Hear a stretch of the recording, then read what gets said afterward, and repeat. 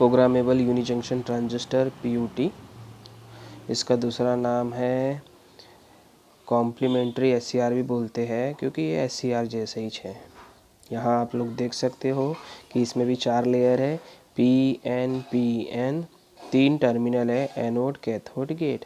SCR में भी यही था, लेकिन फ़र्क ये है कि एससीआर में जो था गेट यहाँ था, यहाँ इस पी टाइप के मटेरियल के पास। अभी गेट कहाँ पर है? इस एन टाइप के मटेरियल के पास है, जिसके वजह से इसी पीयूटी को हम लोग एनोड गेट एससीआर भी बोलते हैं। एनोड गेट एससीआर, क्योंकि गेट जो है एनोड के पास है, इसलिए एनोड गेट एससीआर बोलते हैं। ये इसका कंस्ट्रक्शन है और यहाँ पे बाजू में उसका सिंबल है। तो वर्किंग जो है पीयूटी का एससीआर जैसे ही है, बस फ़र्क ये है कि यहाँ पे गेट ऊपर है। तो यहाँ पर हम लोग अगर हमको पीयूटी को ऑन करना है तो यहाँ गेट पे हमको पॉजिटिव सप्लाई नहीं देना पड़ेगा, नेगेटिव सप्लाई देना पड़ेगा। और वहाँ पे गेट पे हम लोग देते थे पॉजिटिव, कहाँ पे? एससीआर की तरफ। अगर ये एससीआर का याद होगा तो वर्किंग।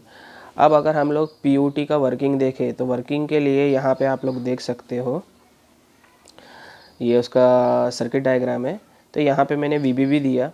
वीबीबी के वजह से यहाँ से होते हुए यहाँ पर एनोड पे एक वोल्टेज आएगा, दैट वोल्टेज इज कॉल्ड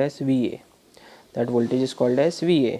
और इसी सप्लाई के वजह से यहाँ से होते हुए according to voltage divider rule यहाँ पर एक वोल्टेज मिलेगा, उसको मैं बोलूँगा गेट वोल्टेज VG।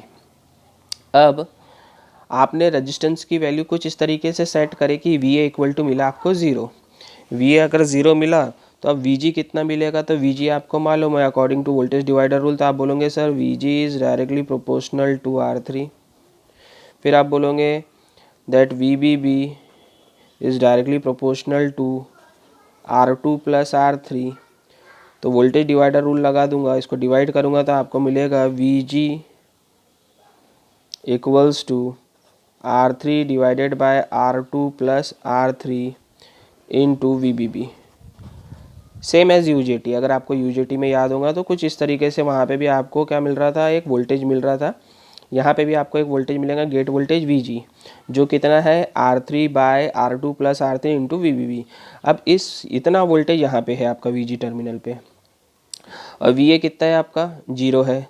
तो आपका PUT क्या रहेगा? ऑफ रहेगा, ऑन नहीं होगा, ठीक है। लेकिन इस वोल्टेज के वजह से, VG के वजह से इसमें से रिवर्स करंट फ्लो होगा, अब रिवर्स करंट फ्लो होगा तो सेम, अगर UJT का कैरेक्टरिस्टिक हम लोग ने देखे, सेम एस PUT का कैरेक्टरिस्टिक है। यहाँ पे आप PUT का कैरेक्टरिस्टिक देख सकते हो, ये PUT का। तो आप बोलेंगे सर PUT और UJT दोनों का कैरेक्टरिस्टिक सेम है। हाँ बिल्कुल सेम है। तो यहाँ पे आप देख सकते हो, जब मैं बोल सकता हूँ कि VA is less than VG, तब मेरा लीकेज करंट फ्लो होगा। ये लीकेज करंट, ये दिख रहा है लीकेज करंट। जब VA इक्वल टू VG हो जाएगा, ठीक है, तो लीकेज करंट मेरा 0 हो जाएगा। इस पॉइंट पे करंट मेरा, ये देखो ये करंट है, यहाँ पे आ गया, ये 0 हो गया इस डायरेक्शन में। अब जैसे ही मैं VA को और बढ़ाता हूँ तो VA is greater than VG। कब होगा VA is greater than VG? ये दिख रहा है आपका, ये यहाँ से बढ़ते जा रहा है, और कुछ देर के बाद VA इक्वल्स टू VP हो जाएगा, और ये दोनों जो है सेम है, इज़ ग्रेटर देन VG। अब आपका जो PUT जो है वो ऑन हो जाएगा।